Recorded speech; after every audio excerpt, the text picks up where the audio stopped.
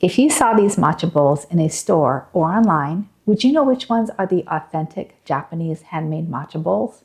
One of these is a factory tea bowl made by the hundreds. Would you be able to pick it out? If you're dreaming about owning a Japanese tradition, a way to bring mindfulness into your daily routine, but you're worried about buying some mass-produced factory tea bowl, today I'm sharing my 5 secrets, plus a bonus tip only Japanese are aware of, so you can get that authentic Japanese matcha tea bowl. Konnichiwa, Fujii Dai to moshimasu. Hi, I'm Diane Fujii, but you can just call me Dai. I'm half Japanese, born and raised in Hawaii. In my youth, I spent my summer vacations living with my grandparents in Yokohama, Japan, which is just outside of Tokyo. In college, I homestayed across Japan with different families while learning about Japanese culture and traditions and starting to collect vintage Japanese items. Then about 10 years ago, I expanded my collecting to include Chinese and other Asian antiques. So whether you're in a little shop in Kyoto or shopping for a matcha bowl online, these are my 5 must-know secrets to getting your authentic matcha tea bowl. And at the very end of the video, I'll reveal which bowl is the factory-made tea bowl. So the first secret to finding an authentic matcha bowl is the shape and size. The shape of a matcha bowl is what first grabs your attention. With more than 20 different shapes of tea bowls, we'll focus on the 3 most popular. The first shape, shown here, is known as Tenmoku and originally comes from China. Powdered matcha was invented in China during the Song Dynasty 1600 years ago. This shape was the first tea bowl especially made for matcha. And this particular Chinese antique Tenmoku bowl is about 1,000 years old. It has a wide cone-shaped bowl and a very small foot. Because of the small foot, you would normally use a lacquer wood stand. This is a modern Japanese Tenmoku tea bowl. It has a slight curve on the inside lip that prevents matcha from spilling. On average, Tenmoku bowls are 5 inches wide and 3 inches high. The second shape is the Ido tea bowl, and it is influenced by early Korean bowls used for eating rice. The shape of the bowl itself, where the tea is whisked, is slightly larger and deeper and also more narrow. It has a higher foot. On average, an Ido tea bowl is 5 inches wide and 3.5 inches high. This particular antique Korean bowl is from the 1500s. I love the celadon color and its imperfections in the old bowl. You can see and appreciate the years of use. It has these kiln marks on the inside where they used to stack the bowls in each other when they put them in the kiln. The lip is chipped and has been repaired, and there's some crazing in the glaze. Crazing refers to a network of fine cracks that appear either on purpose in the modern tea bowl, and this can be done by shocking the tea bowl with cold water as it comes out of a hot kiln, or like in this antique bowl, after being used for generations. Crazing is a celebrated element in Japanese pottery. In the 1500s, the father of the Japanese tea ceremony, Mr. Rikyu, became fascinated by the beauty and imperfections of these rustic, everyday bowls. At the time, aristocrats and shogun rulers threw elaborate tea parties showing off their expensive Chinese Tenmoku bowls in their solid gold tea rooms. Mr. Rikyu felt the tea ceremony had moved away from its Buddhist Zen roots of refined simplicity and appreciation of nature. So he imported a few hundred of these antique Korean tea bowls and used them in the highly respected tea ceremony. This helped establish the wabi-sabi aesthetic, which is a Japanese idea that values natural and imperfect beauty in items, often those that show the passage of time. Here is a more modern Japanese Ido tea bowl with similar shapes and characteristics. It mimics the rustic beauty by adding cracks, chips, and stains through a complicated glazing process. While the other 2 shapes came from China and Korea, the third shape is a matcha tea bowl created in Japan. You may be more familiar with this shape. It's called the Han Tsutsu, or half cylinder. This new shape was created by Mr. Rikyu during the 1500s, especially for whisking matcha. As mentioned earlier, Chinese tea bowls, like this antique, were popular. They were perfectly shaped and colored and had a certain elegance to them. They were also extremely difficult to make as they had to be perfect. This is hard to do in a wood-fired kiln with dust ash everywhere. So as almost the exact opposite of this Chinese tea bowl, Mr. Rikyu had Japanese artisans create the Han Tsutsu shape. This tea bowl has vertical sides and it's made of chunky clay and has a wide bowl that would make it easy for whisking matcha. It also has a nice high foot so that you can use one hand to lift it up during the tea ceremony. He even had the bowls glazed black, inspired by the clay roof tiles of the time. And true to the wabi-sabi aesthetic, they were often made lopsided and uneven. The average size of a Han Tsutsu matcha bowl is 4.5 inches wide and 3 inches high. Once the shape grabs your attention, it's even more important to see what the matcha bowl is made of. And secret number 2 is authentic Japanese matcha bowls use local Japanese clay, and they're considered earthenware. So we turn these bowls over and you'll see the bottoms of the bowls. Japanese artists value the clay so much that oftentimes they leave most of the bottom unglazed, but not always. Like any artisan craft, there are always exceptions. The bottom of this black raku bowl has been entirely glazed over, and this seems to be typical of black raku tea bowls. So in this scenario, you would want to pay attention to the other 4 secrets. But for most tea bowls, you'll be able to see the clay bottom. That way you can really appreciate the color of the clay and the texture and feel of the clay in your hands while enjoying your matcha. Different areas of Japan are known for a specific color and texture of clay. While there are 15 types of clays throughout Japan, I'll be covering just 3 types of clay today. I just showed you a black raku bowl. And this tea bowl is also a raku bowl. It's an aka raku bowl. Aka means red in Japanese. Both of these tea bowls use Juraku clay, which is gathered from Kyoto.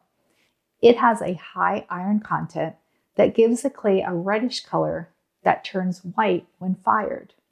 The end result is a lightweight, more porous bowl.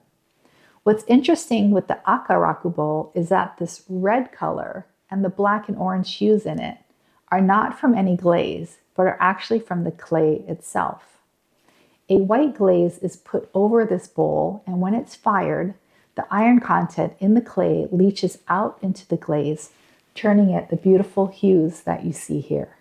Unlike Kyoto's lightweight Juraku clay, Hagi clay is sandy and coarse with a heavier weight, giving the bowl a gritty, earthy feel in your hands. The porous body allows the tea to stain the bowl over time, adding to the wabi-sabi aesthetic and highlighting the natural textures of the clay and sand. On the other extreme is Seto clay.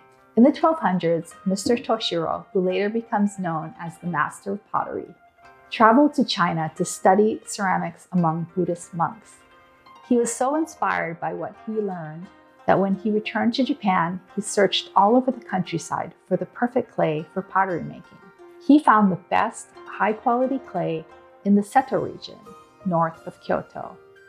Seto clay has an extremely fine texture, almost smooth with no grittiness. Colors can range from white to gray to reddish. It's high-fired to be really strong and durable. He established the first kiln in that area, and 1,000 years later, his legacy endures in this region. If your mind is curious about how the clay affects the temperature of the matcha, I'd like to invite you to my 1000 Tea Bowl series. Subscribers will spend a few mindful minutes with me, enjoying the natural earthen details of each tea bowl. So once you've learned about the clay, you'll want to know secret number 3, and that is authentic Japanese matcha bowls use glazes found in nature. It's pretty amazing to think that all of these results are with natural glazes. Japanese potters start with natural materials like rocks collected from nearby rivers and minerals from different regions across Japan, and even wood ash left at the bottom of wood-fired kilns. They grind them down into really fine powders, mix them with water, and sometimes just dip them into the glaze. When the temperature in the kiln hits 2400 degrees Fahrenheit, this mixture melts into a glassy coating. Japanese artists take years to learn how to work with these natural elements and add it to ceramics. And then once they put it to a wood fire, the results are no longer in the artist's control. Unlike all other art forms, in ceramics, the artist only guides this process. These glazes are meant to be imperfect and are desirable because of this. They show texture and unevenness, even cracking and chipping. Japanese admire how nature plays her part in the making of these matcha tea bowls. And during the tea ceremony, they actually take a few minutes to admire the tea bowl after drinking all of their matcha. Each matcha bowl tells a quiet story of nature and the passage of time. You hold a vessel made of earth in your hands and drink a mixture of leaves from it. How the tea bowl feels in your hands leads me to the fourth secret of why you want an authentic Japanese tea bowl. It's handmade. You can tell a matcha tea bowl is handmade by certain characteristics that have been passed down over the last 1,000 years. Sometimes you can see finger marks on the bowl or a lip that is purposefully uneven. Another long-time tradition is using a string or a knife to actually shave down parts of the clay, leaving flat, uneven sides. Artists will also purposefully pinch or smash the side of a tea bowl. This creates the perfect flat space for the artist to paint their design. In this matcha bowl, the artist actually cut the bowl and layered it on top of each other before firing. This makes it feel interesting in the hands and also allows the glaze to drip beautifully down the seam. Japanese pride themselves on being detail-oriented, so the foot of the tea bowl is given as much attention and care as the rest of the bowl, especially since others in the tea ceremony will see the bottom as you drink from it. Some traditional characteristics include carving a swirl in the bottom of the foot as the bowl spins on the potter's wheel. If you feel overwhelmed by all this information, but you're still craving an authentic Japanese tea experience, I've curated some of the most intriguing handmade matcha bowls from Japan on my website. There's a link below in the description. The easiest and best way to recognize an authentic matcha tea bowl instantly is this secret, which is the artist's signature. While not all artists sign their works, most do. Many high-quality matcha tea bowls come signed. But what does a signature look like? And is it obvious? Japanese are known for being humble, and their signature reflects this. It may be very difficult to see and often gets overlooked. But if you know what to look for, you can find a hidden gem. Here are some examples of what a signature looks like.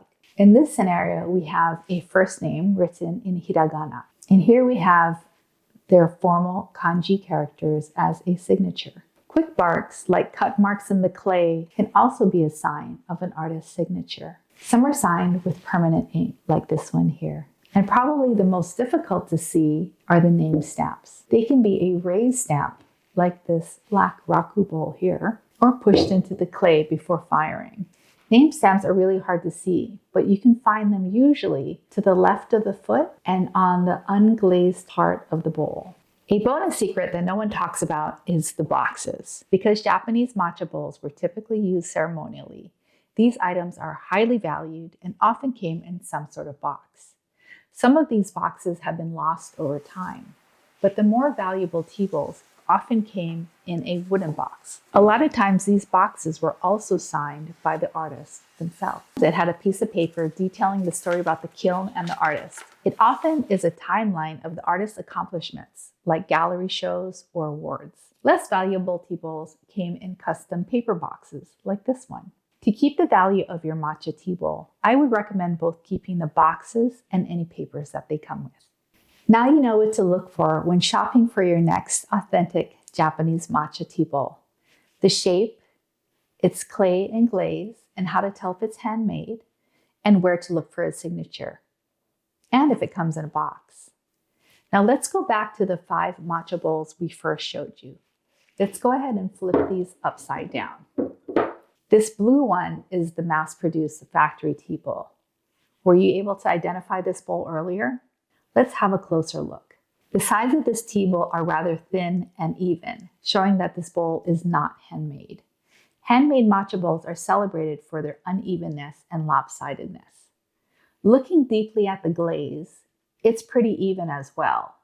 With no depth, it does not look like glass or have any of the subtle cracks called crazing. Still, it's hard to tell with this mass-produced tea bowl until you flip it over. The bottom foot clearly is not handmade. It's really low and almost flat. It's a sign that it's been poured into a mold. The inside of the foot has also been glazed over, which is not typical of a handmade matcha tea bowl. A telltale sign is how white the foot is. This is porcelain and not clay. Porcelain can get too hot to hold when poured full of hot matcha. And lastly, there's no stamp or signature on the bottom of this tea bowl. On this channel, we'll contemplate why rare Juraku matcha bowls cost upwards of $60,000 and ponder when to use a ceramic tea caddy instead of a lacquer one. I'm excited to go on this journey into Japanese matcha traditions with you. Mata ne, see you again.